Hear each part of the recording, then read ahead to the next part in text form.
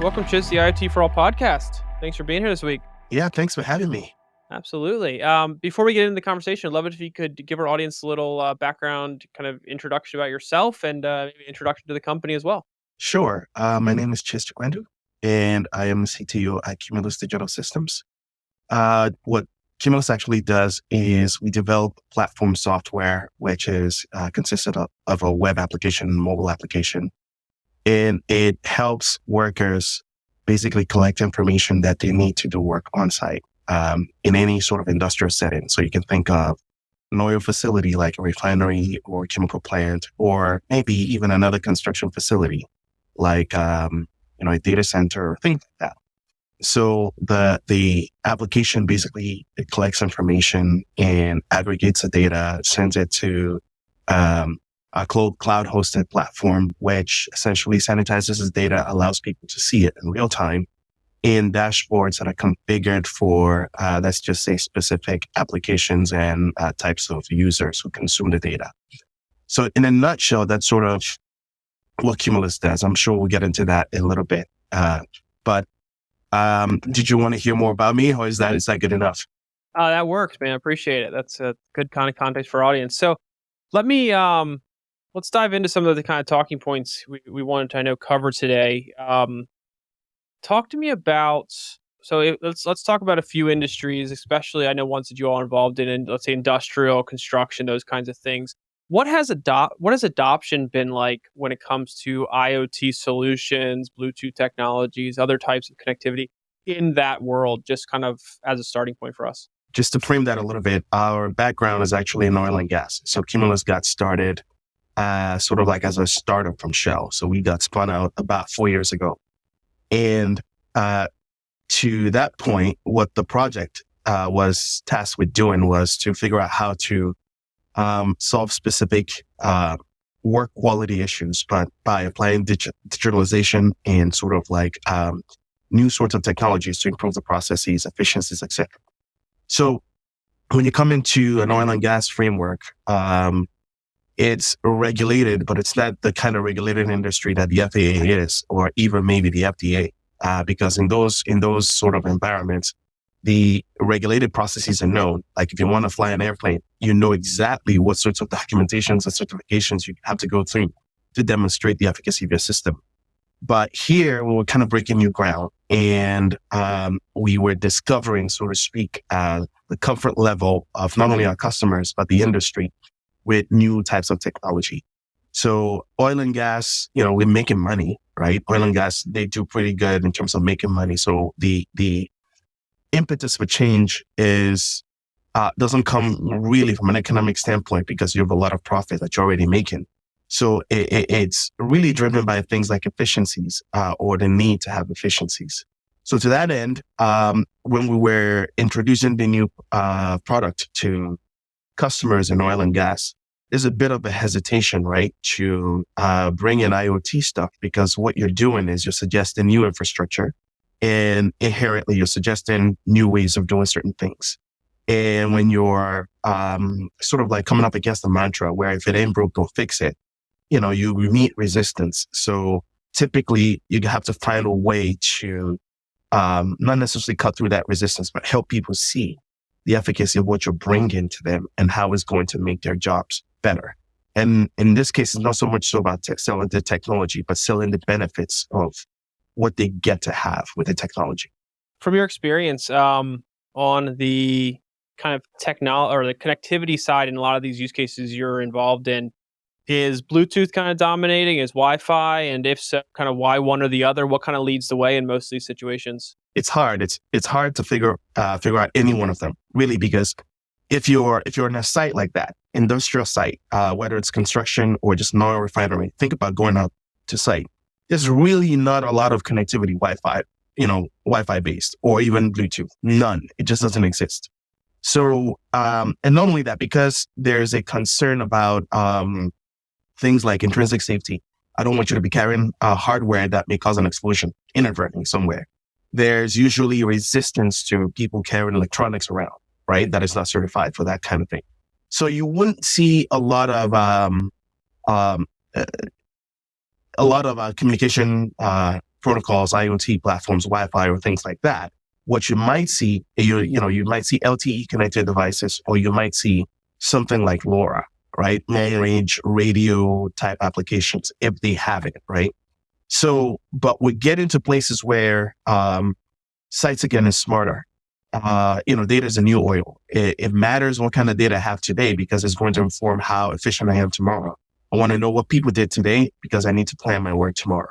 So all of those things are beginning to shift mindsets. And now you're seeing people thinking about data infrastructure as part of setting up their sites and plans and things like that. So while it's still hard to get Wi-Fi going, it's easier to sell Bluetooth for many reasons. And the reasons include things like, well, safety, right? Security. Wi-Fi, people are worried that, you can hack into it from anywhere. But with Bluetooth, there's also there's a range limitation. And with BLE, there are also some sort of type protocols that you can include, with your protocol, things like encryption, etc., right? That allows you to sort of like allay some of those security concerns that people may have. And then the other part of it is you don't have a big infrastructure cost because you don't have to pay somebody to come and get your whole site, which may be how many square miles big, get them full coverage for Wi-Fi. No, you only have point-to-point Bluetooth coverage. And if that's sufficient for you to aggregate data at the end of the day, and then come back to your office where you have Wi-Fi and upload all of that stuff, or even use LTE devices, then that makes sense for people.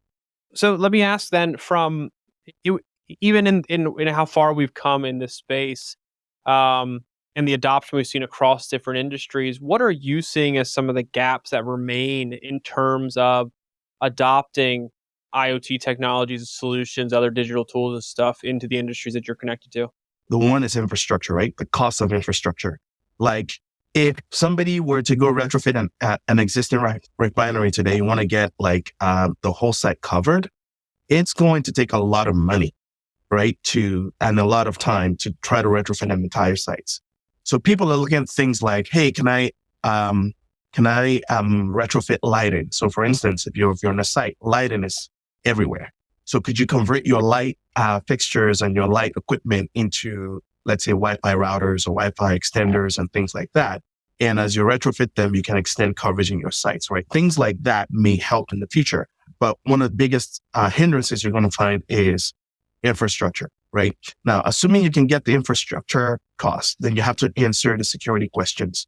So most sites, enterprise sites, have concerns about the security operations of all of their data, because by default, everything's considered sensitive. So if things are sensitive, so you kind of have to manage data flows and you have to manage access control, who has access to what. And then you now need to care about MDM because it's like, oh, now I own the sort of concerns about MDM management of all the devices that are out there. How can I track it? And how do I know that nothing's leaking out, right? So those three things, for instance, are really, really like huge hindrances when it comes to coming on site and trying to, bring IoT devices on site to people. Now, it doesn't mean that the need for these things aren't recognized. People are slowly recognizing the needs, and the question becomes, how do you lower the cost, the bar, the entry level bar, for all of these sites to get to a place where they begin to adopt measures to have connectivity on site? What are your thoughts on kind of the need for kind of a standard for communication in kind of these environments and things that you kind of come across? Yeah, you're definitely singing my song. So there are need for standards, obviously. I mean, Wi-Fi itself is a standard that in terms of how you communicate, there's nothing that needs to be changed. You just need to get people going. But if we want to talk about Bluetooth, where, I have a lot of vested interest, when it comes to using tools that are connected, right? Tools that do work, tools that can give you information and also form some sort of a third party / independent, assurance of the kind of work that you did because data is collected from the tools, then it becomes important to define data standards in terms of how do I communicate the kind of data that this tool is getting in such a way that if a new vendor or let's say new third party person is coming on site and is doing work for your customer, they don't have to reinvent the wheel and try to figure out exactly, well, how do I talk to this device? Or how do I talk to that tool? I need to know that there's already a standard and a framework that is defined, and I don't have to essentially develop new drivers and things like that. So I'll give you another example, right? So one of the tools we use is a digital Bluetooth torque wrench made by one of the major manufacturers. But they came up with a protocol. It's a GAP protocol that is specific to their tool, right? And it's great because, okay, yeah, you use the GAP profile, which if everybody knows how to implement GAP profiles in a Bluetooth device, they can do it. Only problem is, if my customer decides, well, I want to use a different torque wrench, it's Bluetooth. Why don't you hook up to it? Well, it's not that simple because they have a completely different profile with the GAP protocol. And now I have to write code and have my developers reinterpret that protocol and that data in terms of how the control parameters are and head shaking parameters, getting data, sending it up, doing the things that I needed to do. From a usage standpoint or utility standpoint, the torque wrench is a torque wrench. So you should be able to have standard interfaces that you can define to communicate with it. It's an interesting challenge to have to solve. There's a lot of things going on there. What about your experience getting kind of the end user, which is something we talk a lot about? We try to talk, there's obviously the buyers and those who see the value in the tool, but then there's those who are actually going to be using this on a day-to-day. So let's talk about like more the field workers in the sense of they're not maybe used to working with connected products, connected tools, connected solutions, right? So how do you kind of overcome that challenge or how can companies listening to this maybe, approach that problem when that kind of arises? It's a great question.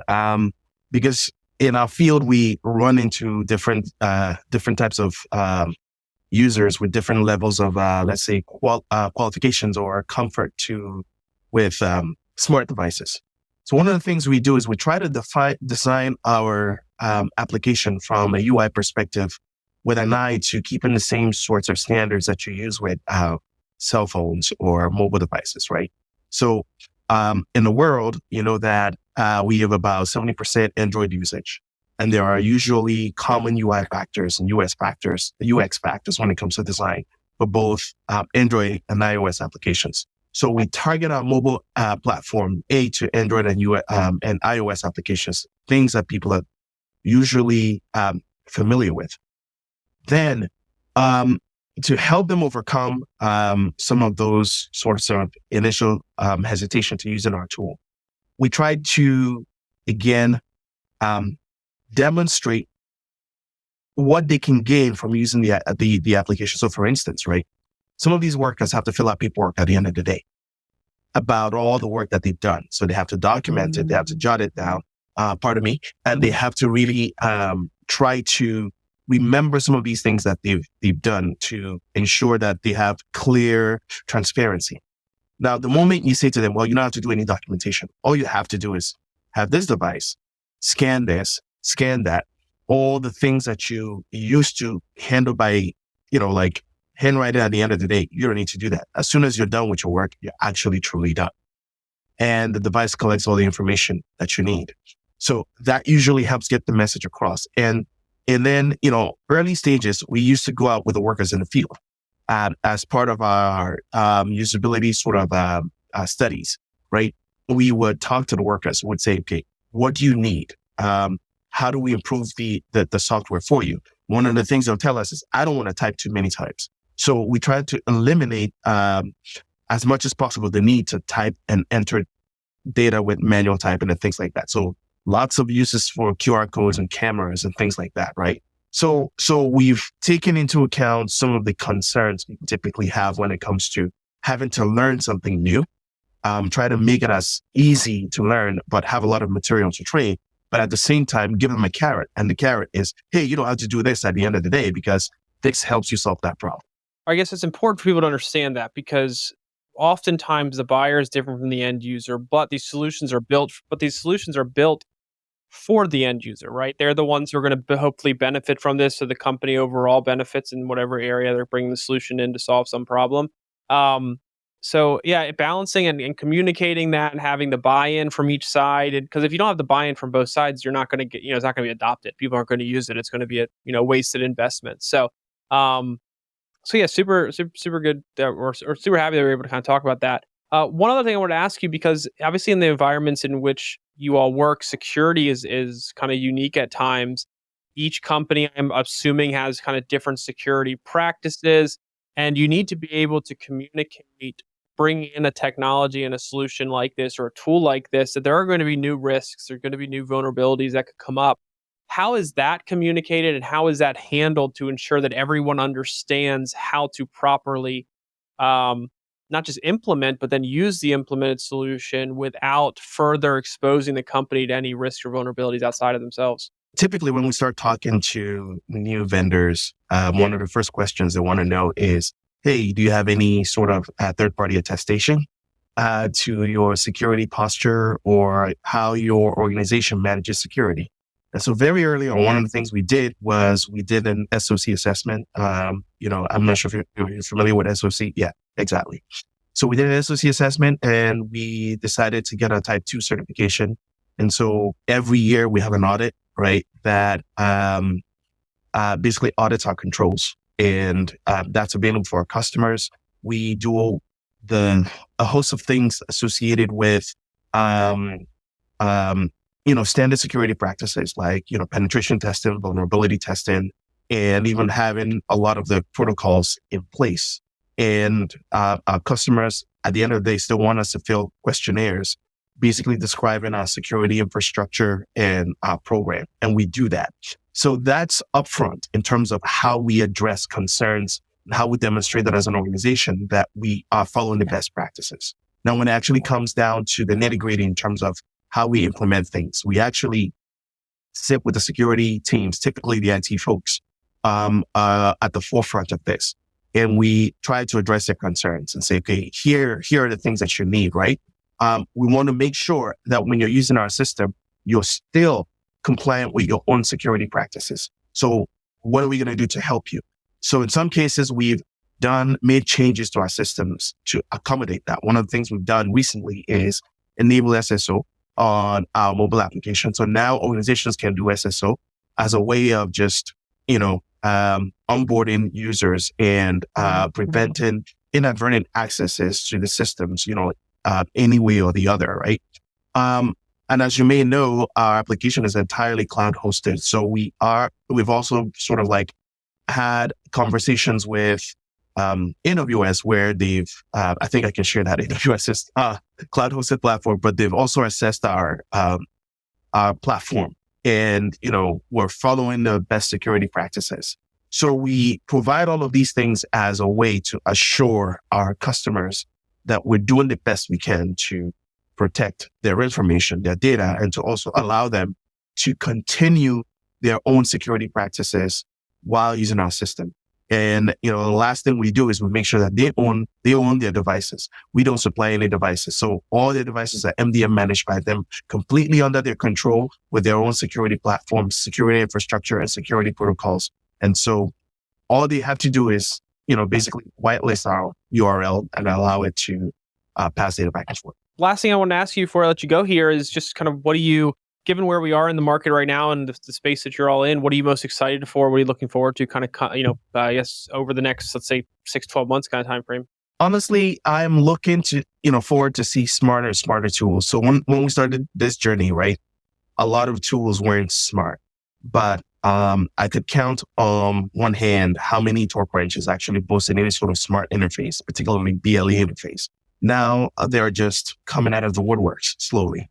And what I would really love to see is to have an organization like BlueSig begin to help corral the spread of these tools by helping define, GAC standards. And I'm actually interested in working with them to help manage that because it benefits everybody in the industry. It benefits customers because then they can be tool agnostic. They can use any tool and not worry that it will not interface with systems like ours. It benefits the manufacturers because once they have these standards, then they can trust, like chip manufacturers, who make socks and let's say Bluetooth SDKs they'll come up with those gap profiles that are already supported out of the box. So it's easy for them to just, you know, build applications with these SDKs and things like that. And then it's also good for the tool manufacturers themselves, because they get themselves out there into different environments that they, anticipate that they could get into. So it's a win-win for everybody. So I'm looking forward to things like that.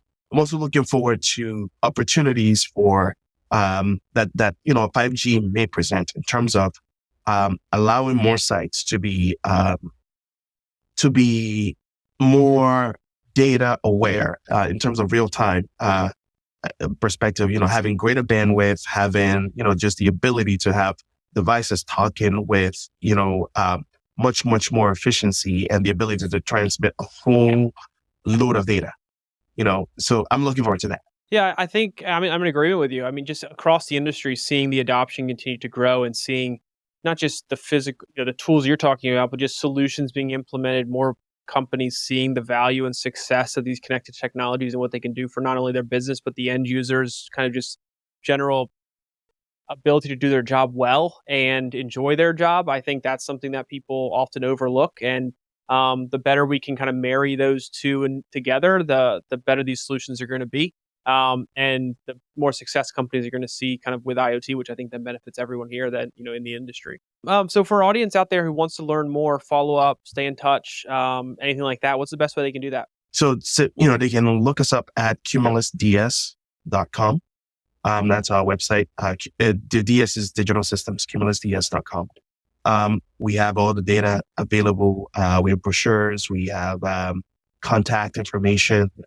It's all there. Fantastic. Well, Chiz, thank you so much, man. I really appreciate your time. Great to have you on, and we're excited to get this out to our audience. Thank you.